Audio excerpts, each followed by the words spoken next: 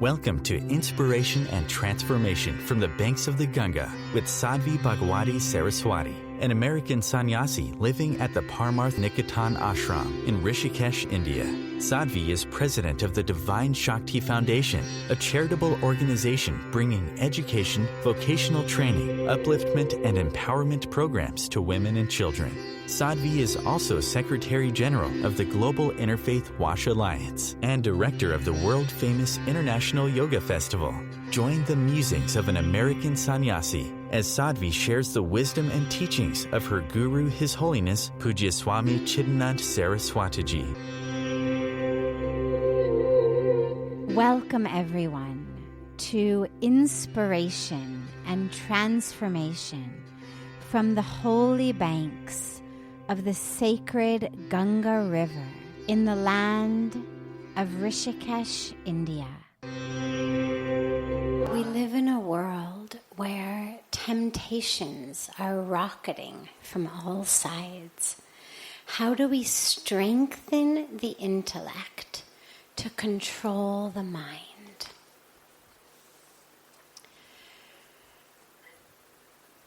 Well, let's talk about temptations.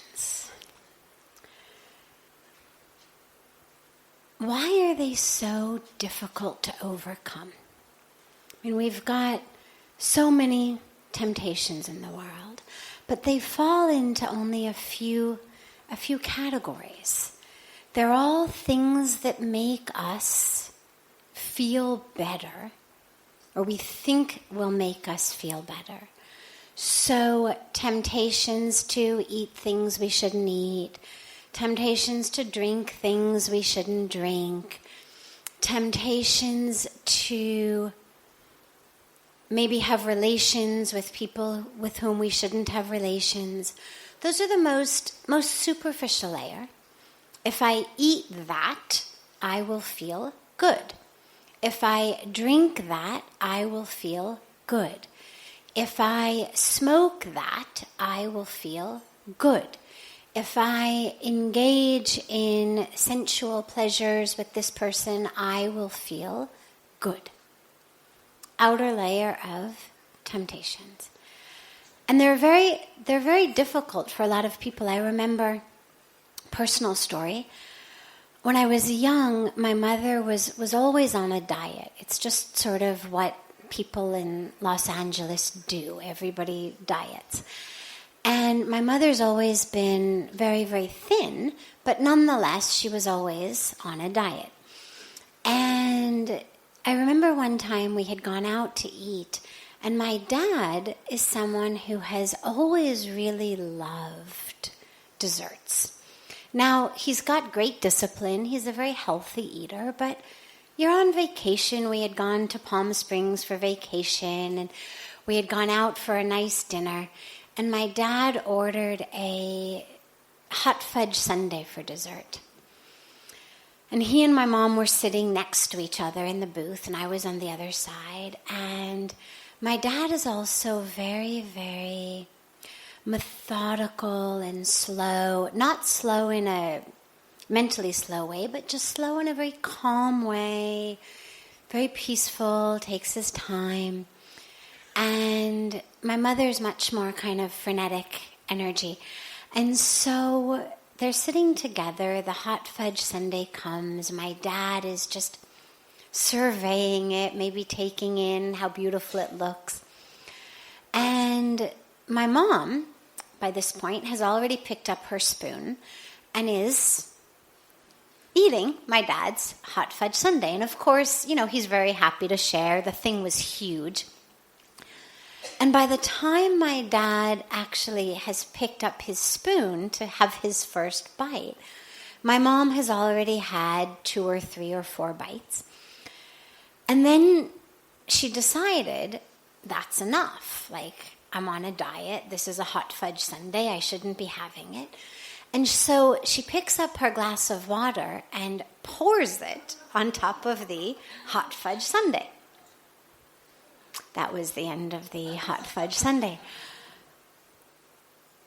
I share the story because temptations are so much. I mean, the normal thing would be, well, why didn't she just stop eating it?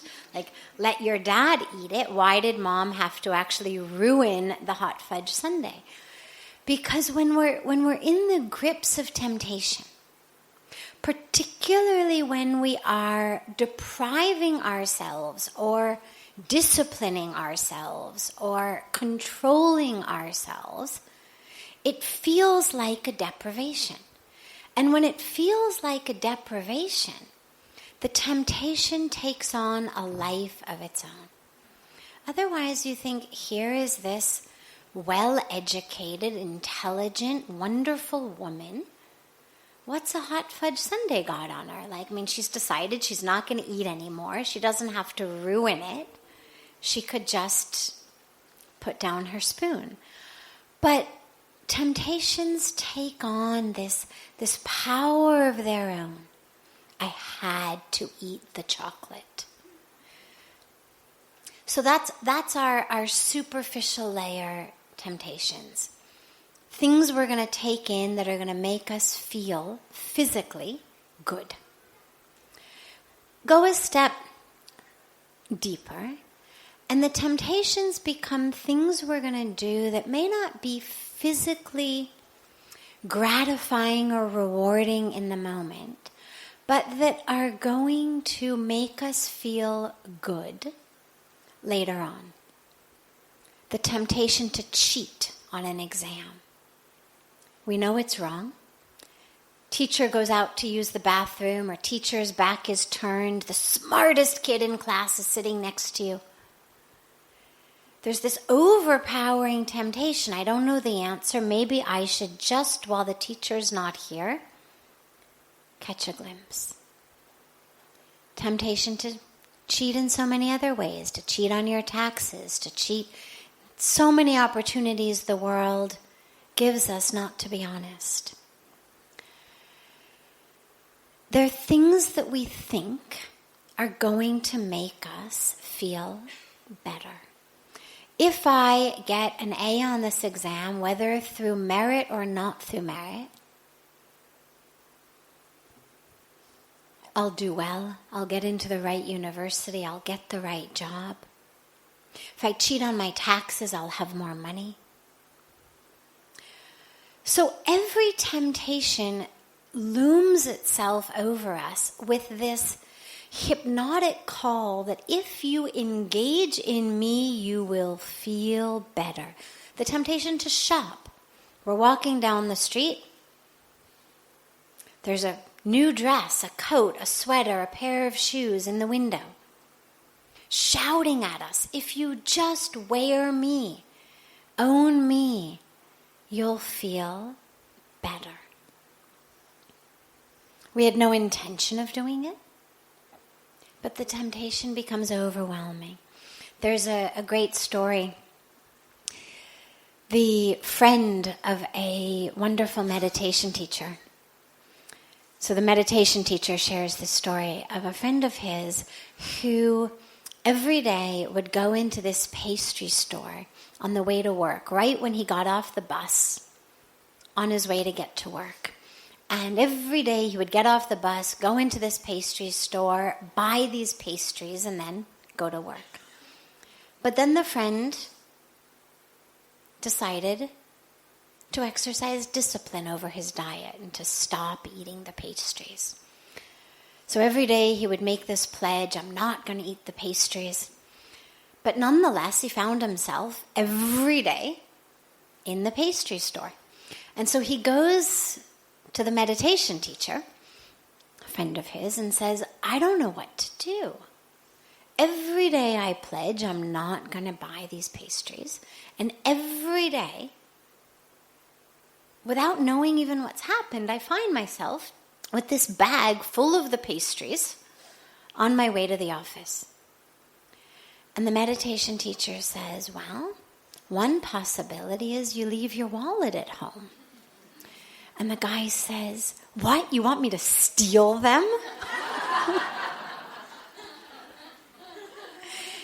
So this is what happens. I mean, they're so overpowering that even though we have an intention not to, even though we think, I'm not going to do it. It's so powerful that if I have to, I'm going to steal to eat them. The trick, or the answer, the solution, is not about controlling them. Because you'll control the pastries, then you control the cake, then you control the hot fudge sundae, then you control the alcohol, then you control the cigarettes, then you discipline yourself to be loyal to your spouse, then you discipline yourself not to cheat. It's constant. The universe is full, as the question says. Temptations are rocketing everywhere we look. The only solution is to understand that within I'm already full. The only solution is what we talk about, intellect. Not the intellect that you get in college or university or in books, but the real power of discrimination that makes us understand I am not my senses.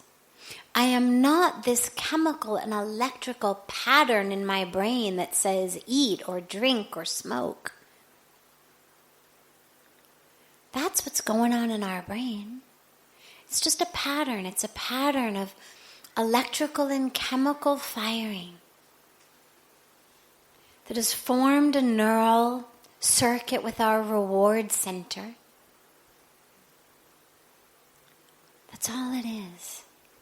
But every time we give in, what we're doing is we're telling ourselves, all I am is a light bulb.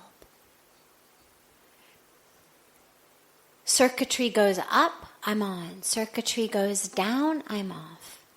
All I am is chemical and electrical patterns of behavior. No. We've talked so much over the last few nights about who we are, about the divinity of who we are.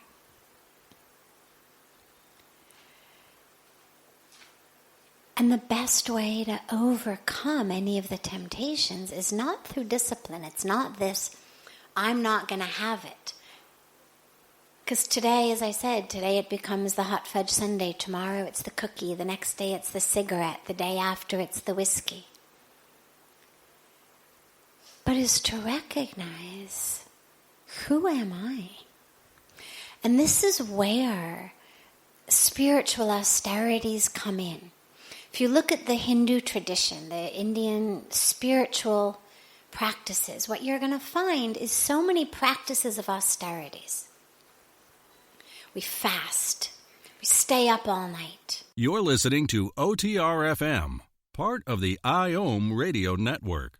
Being a radio host on IOM FM allows you to build your show on a rich platform with the power of the internet to fulfill your outreach goals and connect with a very specialized and global online audience, unlimited by time and distance. OMTimes Radio will provide you with web relevance, a recognizable conscious brand, and with the standard of excellence that has accompanied every single Circle of Hearts Radio is a sanctuary on the airwaves.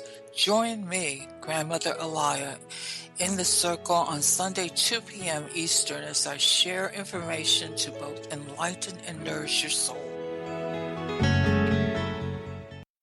Hi, this is Christina Ricci with RAIN. Every 2 minutes, another American is sexually assaulted. If you or someone you know has been sexually assaulted, you are not alone. Help is just a call or click away through the National Sexual Assault Hotline. Please call 1-800-656-HOPE, that's HOPE, or visit RAIN.org, that's RAINN.org. Brought to you by RAIN and this station. Welcome back to Inspiration and Transformation. I'm so glad to have you all back here with me. Pujya Swamiji, when he was young and in the jungle, spent 11 hours a day standing on one foot. Why? His guru was not in the muscle building business. It was not that he was, training Puja Swamiji to win some sort of yoga competition or athletic competition award. Why do we stay up all night? The body needs sleep, we know that. Why do we go without food, go without water? Simply to teach ourselves that we are not just a stimulus response reaction. We are not Pavlov's dogs. There's a consciousness in us. There's a purpose of our life that is not just eat, drink, respond to instinct. And in our spiritual practices, that's where we gain that ability. We all know you're going to go back to eating again.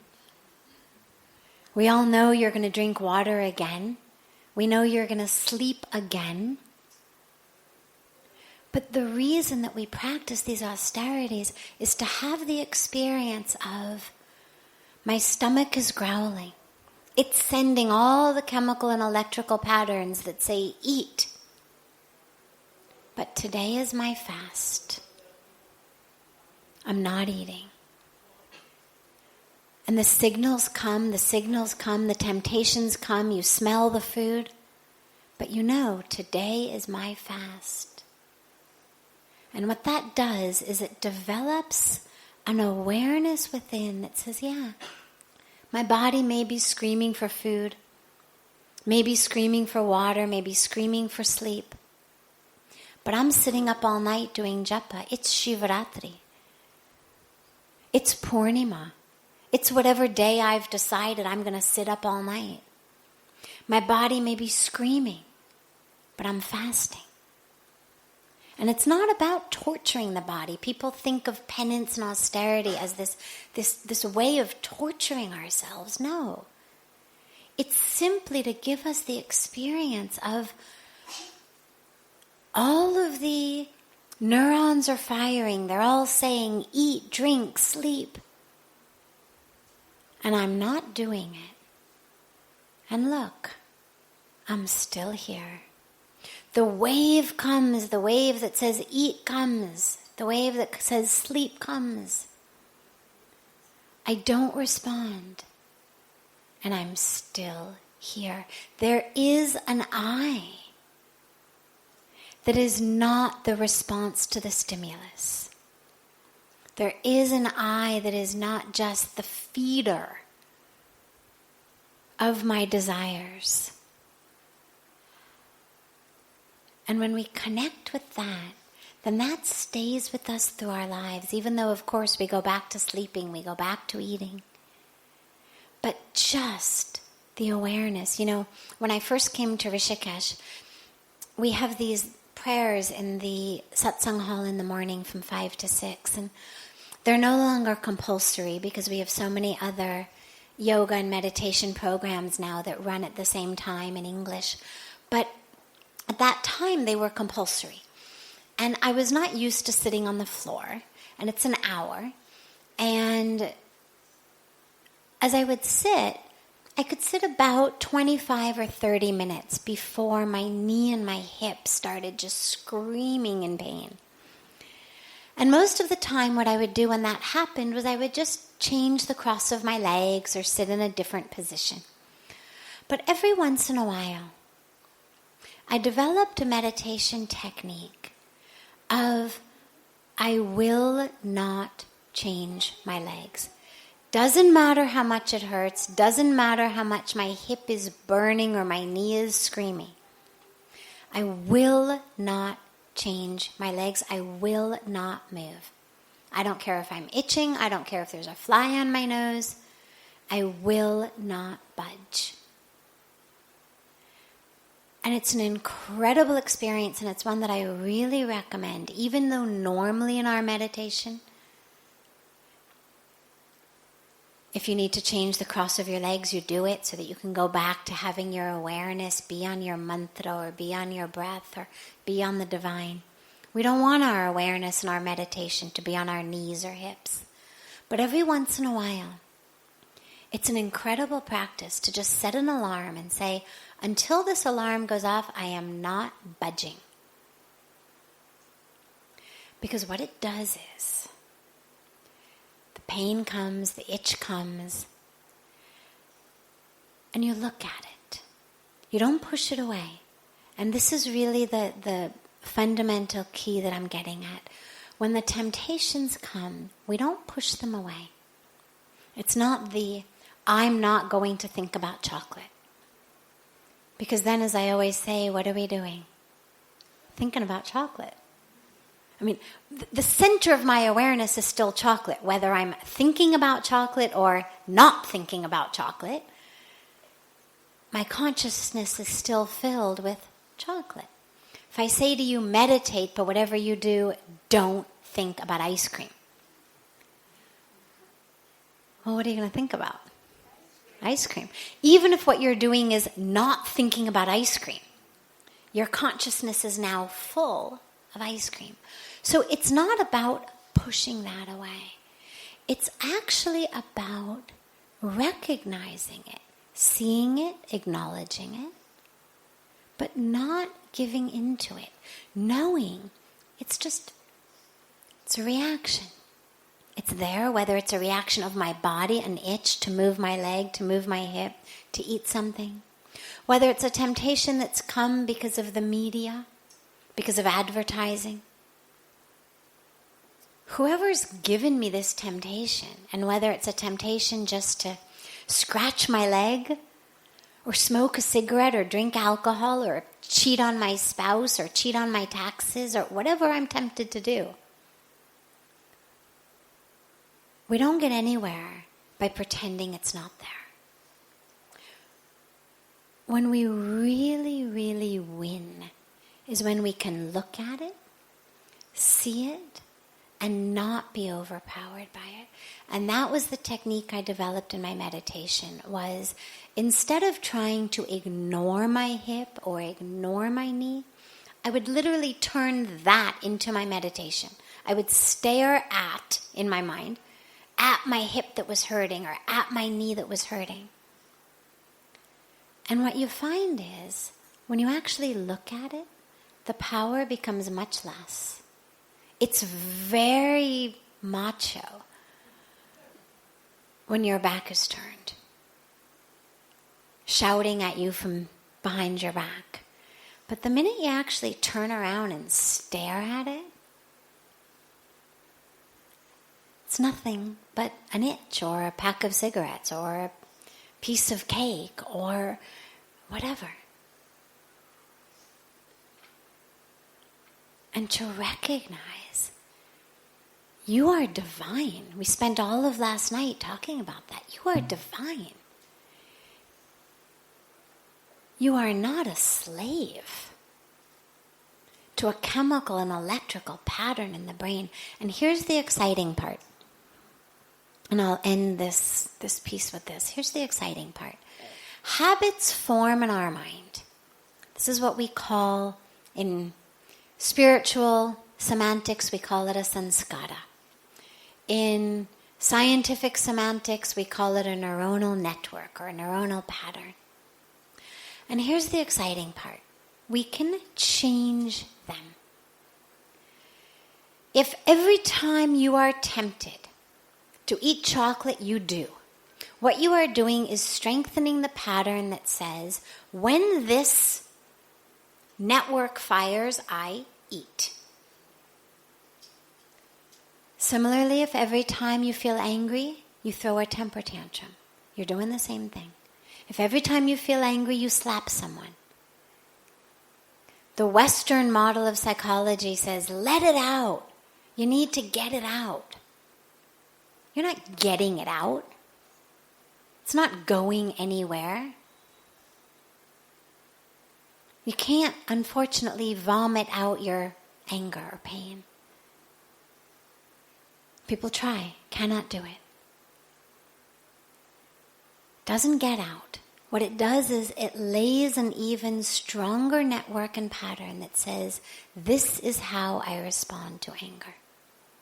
And every time you do it, You strengthen that network. You deepen that sanskara. And so the way not to do it is actually to lay a different sanskara, a different pattern. So instead of having a temper tantrum every time I get angry, I sit down, I close my eyes, I breathe, I chant my mantra. I take a walk in the park, I light a candle.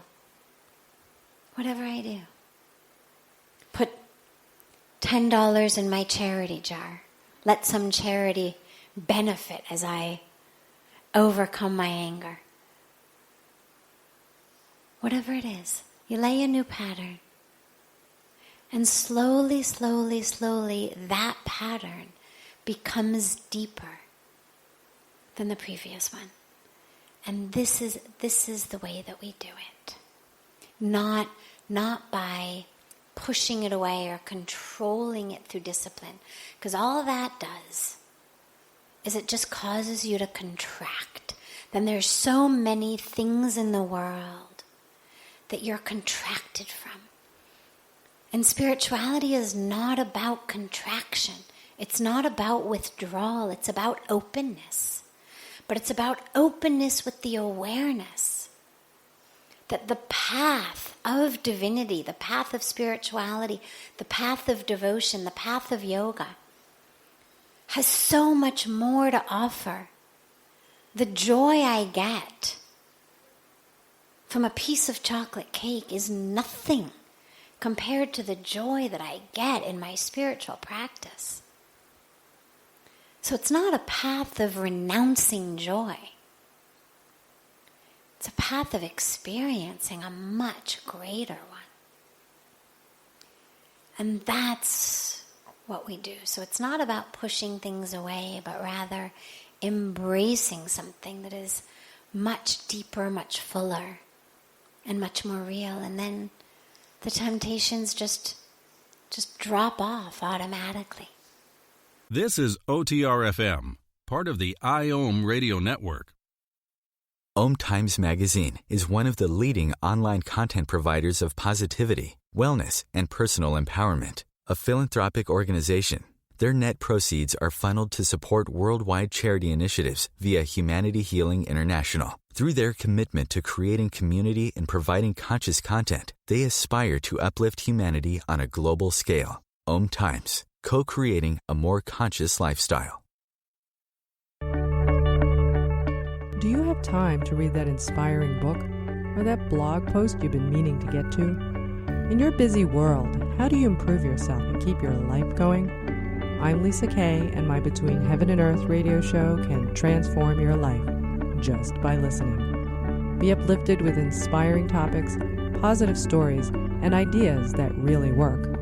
Between Heaven and Earth Radio is conscious living for your soul, every Wednesday at 4 p.m. Eastern Time. Like Baldwin with People for the Ethical Treatment of Animals. I grew up loving circuses and other traveling animal shows, but it never occurred to me what life might be like for the animals. Training wild animals to do things they don't understand takes force. Routine discipline with a hook or whip with the heel of a boot shows the animal exactly who's the boss. Don't patronize animal acts. Please contact People for the Ethical Treatment of Animals. 757-622-PETA. Welcome back. This is Sadhvi Bhagawati Saraswati with inspiration and transformation. How do I strengthen and multiply my authentic connection with others?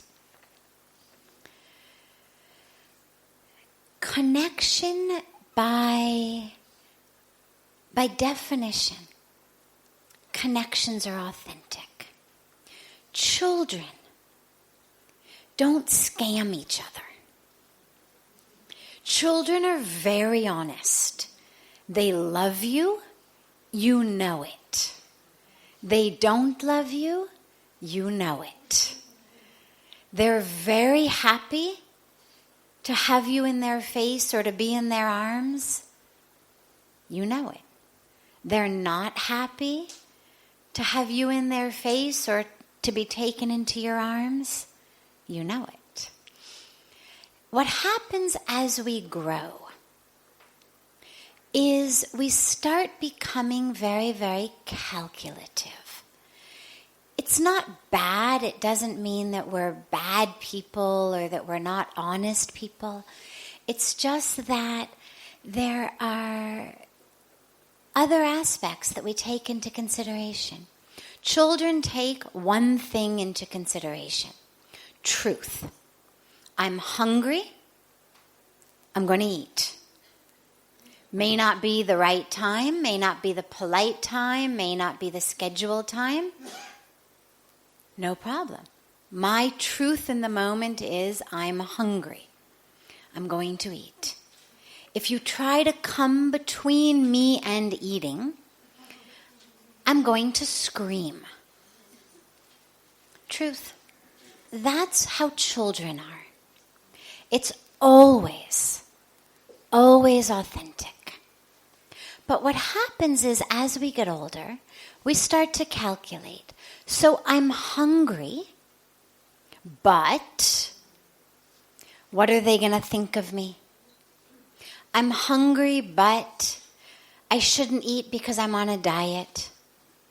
I'm hungry, but if I eat now, I won't be able to eat dinner later. There's a special dinner being planned later. Whatever the situation is. Other things start to come into our mind. And the same thing happens in our relationships. We start to really bring into that which is true calculations. And this is where we lose authenticity. This is where we lose the real connection. I love you, but what if you hurt me? What if you leave me? Is it safe to love you?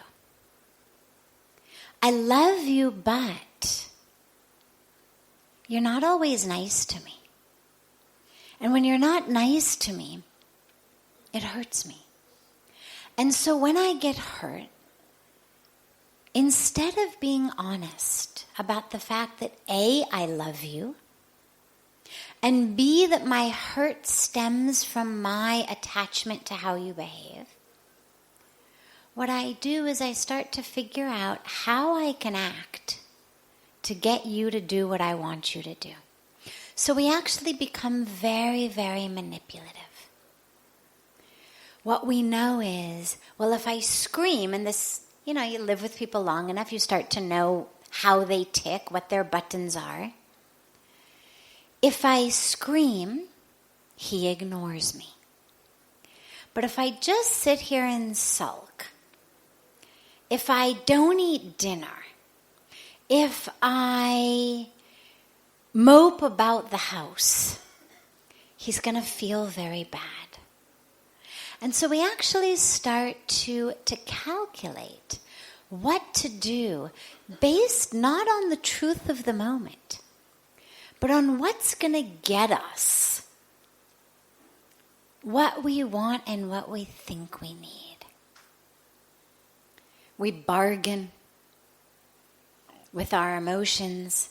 We bargain with actual physical things. You hurt me, therefore I didn't make you your special dessert that I was going to make you. Or the opposite, you hurt me, and look, I made you your special dessert that you love. See what a better person I am than you are? Don't you feel so guilty that you hurt me? So we cloud honest connection and honest emotion with so much else. And the way to go back to being authentic is really just to be authentic. To ask ourselves in every moment, is this real? How many of us have had a fight with a loved one? And the anger is gone. the anger dissipates. Whether it's a child who happens to be missing their 2 front teeth and they just give you that, kind of toothless smile, and you were angry, but you can't actually look at the toothless smile and still be angry. And yet, what you know is, if I stop being angry, they're not going to take me seriously. They're not going to know that I'm really mad. And so we don't allow ourselves to actually act out of the love. We keep manipulating the situation. If I let him off the hook this easily, this time, I'm going to lose total control of my whole house. He'll never clean up. He'll never be home on time. He'll never be honest. He'll never, whatever it is, he'll never do his chores. So we use emotions to get what we want out of people. So when we talk about being authentic in our connection, it's not rocket science. It's not that we have to bring authenticity in from thin air or manifest authenticity. All we have to do is give up the manipulation. And it's relatively easy to do. It tends not to be very, very deeply rooted stuff all the time. Most of it's just how we've learned to behave with people around us to keep ourselves safe. I may love you a lot more than I admit, because if I admit how much I love you and you don't love me that much, I'm weak. And if I'm weak, you could hurt me. How many of us have pretended not to care? Either to protect ourselves or as some sort of ridiculous technique to make the other one care more. Right? You have to play hard to get or they won't be interested. This is what as women we're taught from the time we're very young. If you admit that you love them, you admit that you're interested, they're never interested. You have to play hard to get. So we're really sadly trained from a very young age to be inauthentic. If you're authentic, you get hurt. But the truth is, when we're not authentic, we get hurt on a much deeper level. If I love you more than you love me, okay, that might hurt.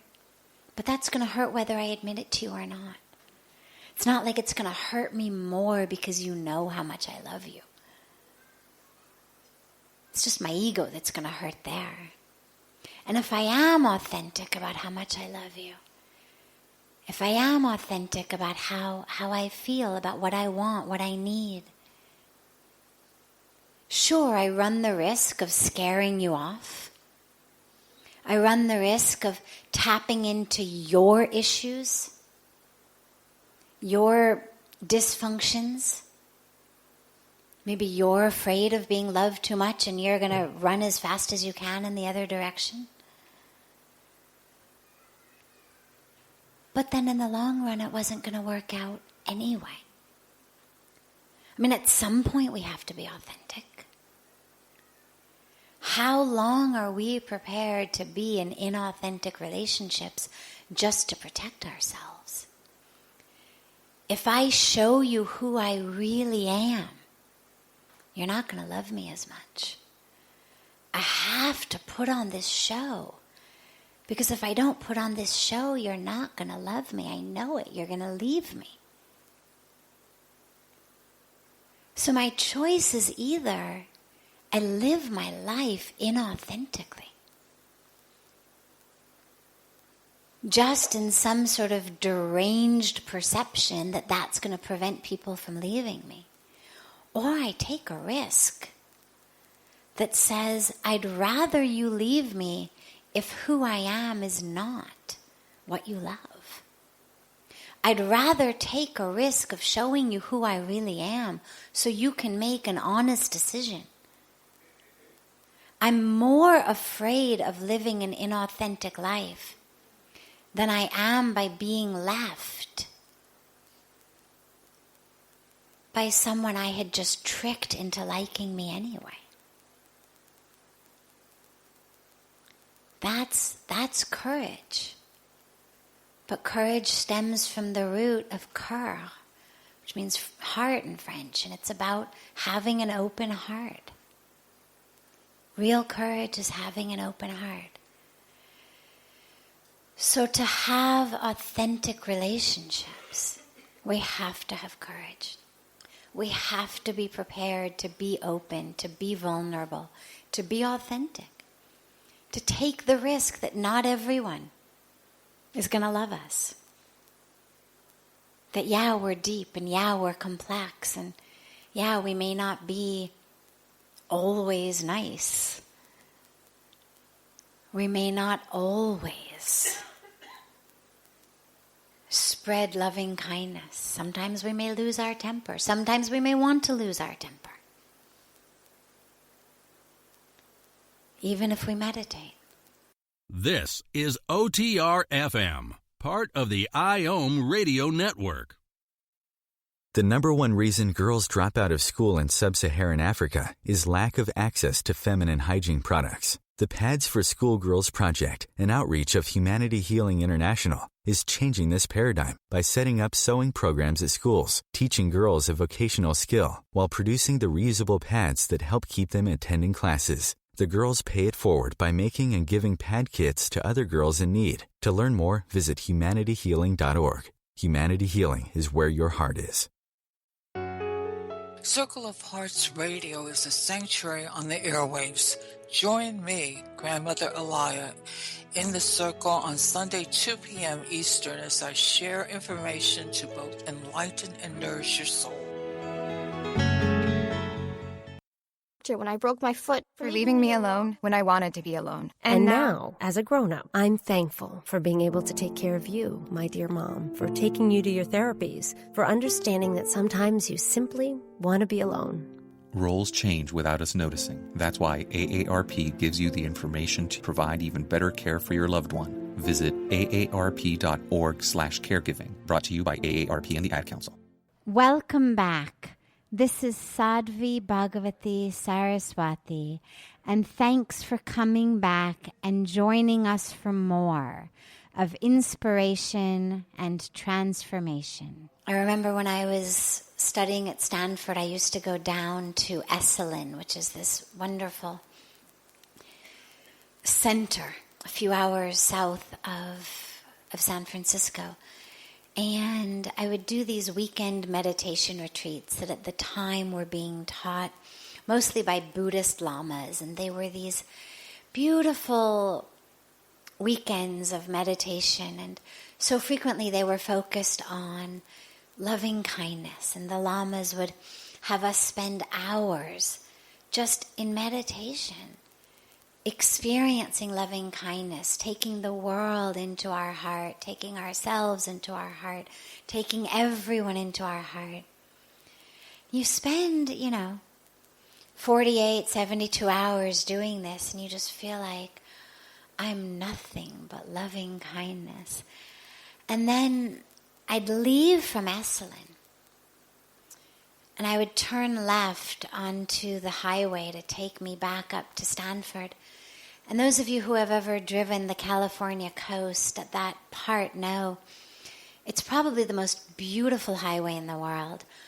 But it's one lane in each direction. It's a mountainous road with the mountains on one side and the Pacific Ocean on the other side. And so it's one lane and no passing.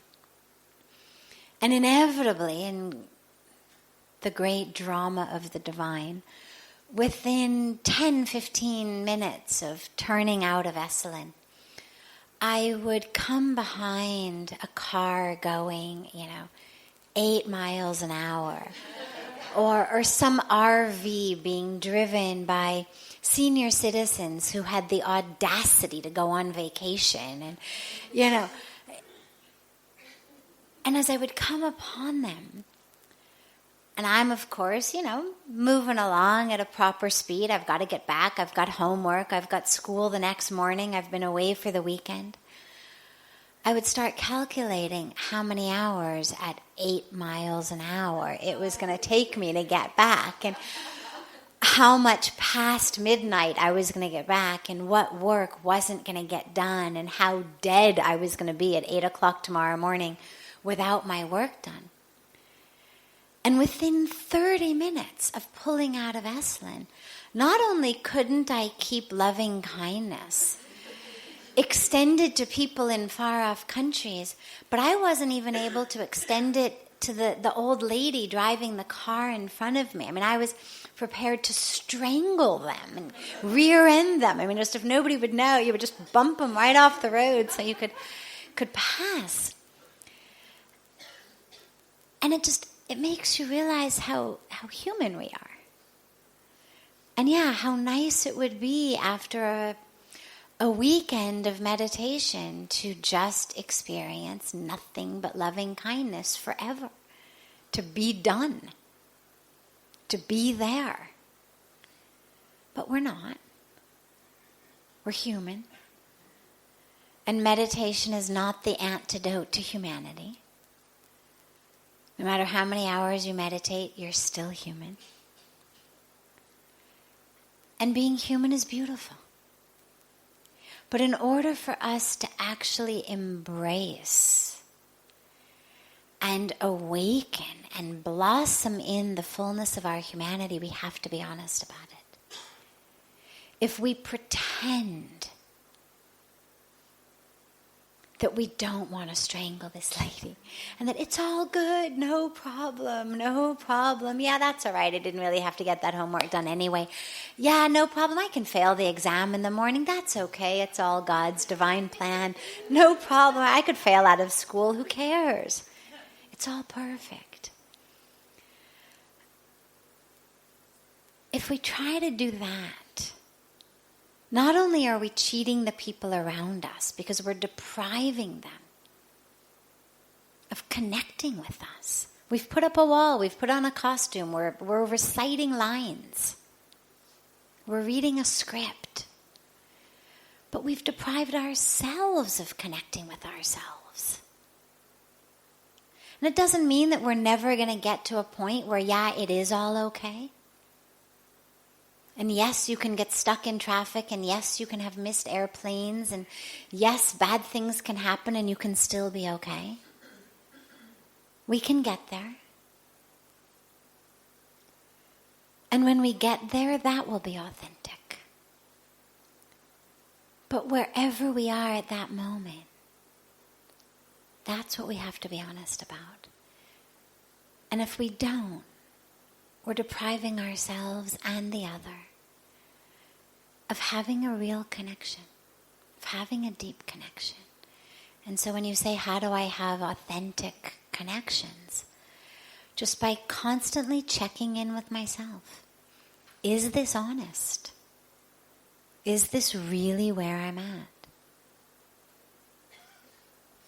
And if not, okay. There's a lot to be said for acting as if. They've actually done studies where they give people a pen. And they say, hold this pen in your mouth. Simple act of holding a pen between your teeth, which sort of mimics a smile, actually changes in a statistically significant way people's emotional state.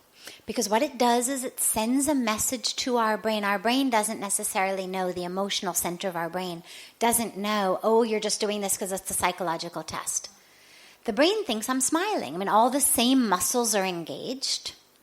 Muscles in my face, muscles in my jaw, they're all engaged, just as if I were smiling. And so my brain thinks I'm happy. But put it between my teeth, my brain thinks I'm frowning. My state of being goes down. So there is something to be said for acting as if. But even there, we have to be authentic about it. I'm feeling miserable. But what I'm going to do is just keep smiling. Not because I'm going to deny that I'm feeling sad, not because if you ask me how I am, and you're a close friend or you're a loved one, I'm going to say to you, oh, it's just great. God, I lost my job and it's so perfect. Best day ever. But I'm going to be authentic with you. Yeah, it really hurt. But I'm really trying to stay in the positive, to know that I, the real I, didn't lose my job.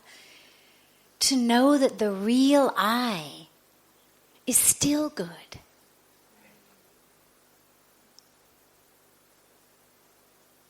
This is the authentic piece. Not, oh yeah, it's all wonderful. Mom's got, heart disease. Great. Thanks, universe, for this great experience. No, it sucks. It's scary, it's painful. Whether it's you, your parents, your kids, your spouse, your friends. Cancer, heart disease, accidents. Divorce, getting laid off. And yet, what we're able to do is to stay checked in with who the real I is, who's not going to be left, who's not going to be abandoned, who's not going to be alone, who's not going to starve, who's not worthless. And in that, yeah, it is all okay. And yeah, it is even all beautiful. And this is how we begin to start to really connect authentically. But it's a practice. But it's a beautiful practice, because the fact that we're able to connect with others authentically is a bonus. We begin by deeply and authentically connecting with ourselves. And that's the main thing, because if we're not authentic with ourselves, there's no point of life. Then really, why bother? If we're just playing a role, if we're just acting it out, why bother? Why be you? God has created you, your exact package. All the challenges, all the weaknesses, all the issues, all the junk, all the stuff we wish that we didn't have. But God's created you just like that.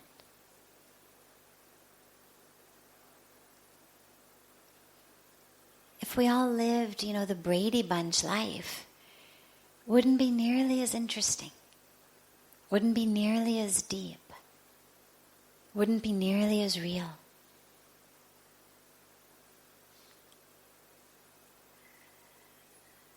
So we connect with that authenticity within ourselves.